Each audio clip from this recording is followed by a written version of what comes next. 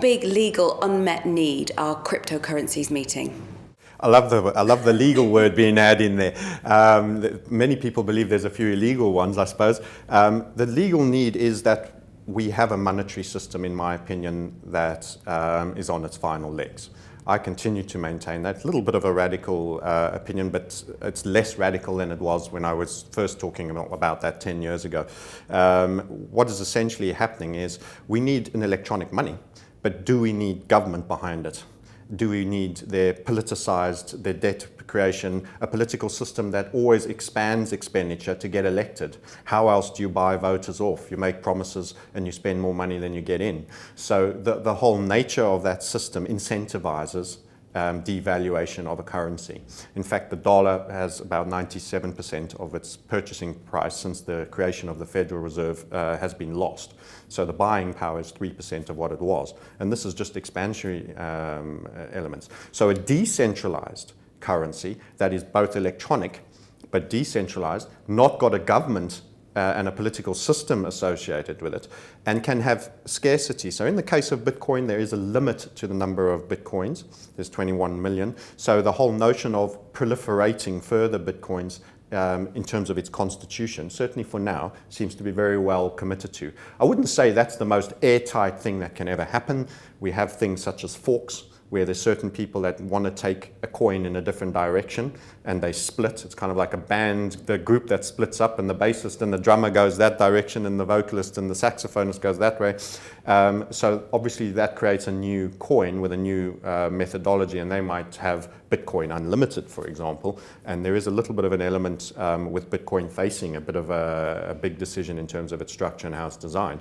But in principle, at least, you can sign up for something that has a degree of scarcity guaranteed in it in its constitution. While at the moment, there's 200 billion of QE being done a month around the globe. And that is continual expansion on currency, and it's guaranteed devaluation of that currency. How bad is inflation for fiat currency? Well, it's an interesting point, and that's one that most people get incorrectly. They think inflation is when prices go up.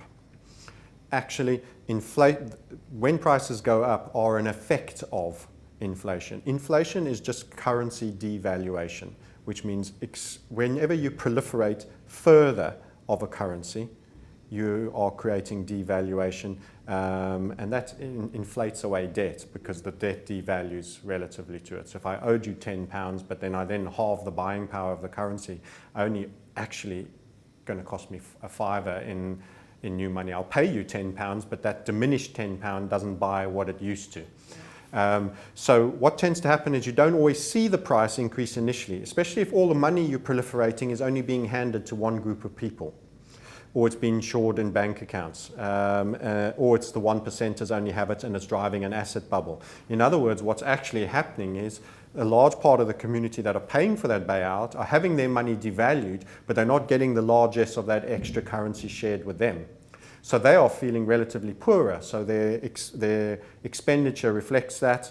It used to be a luxury being a two-income family. Now two-income families are battling to get by. We've had programs with, two police people that work a shift and hand the baby over, mum to dad, there's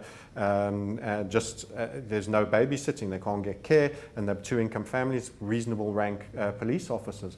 So what's happening is tax and all of these elements have made it hard for ordinary people to exist, and they're not getting the largesse of the bailout monies that have been proliferated. So it's kind of like there's bleeding in the body, but it's internal. It's not bleeding out that you can see it. That's why we're not feeling necessarily the inflationary price in the prices yet, because there's such deflation in the bulk of the people that do the bulk of the expenditure, because we've got less discretionary income to expend.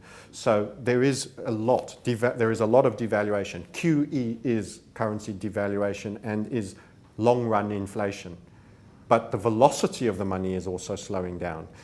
So inflation is two things. It's more money in circulation, which there is. But if the velocity of the circulation of money drops in commensurate level, all you end up having is lots of big pools of stagnant money. which aren't moving around. So there's a little bit of counterbalancing.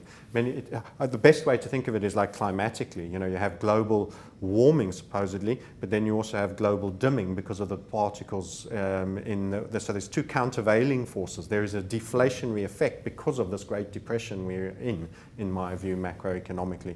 And hence why we're at record low interest rates for such a sustained period.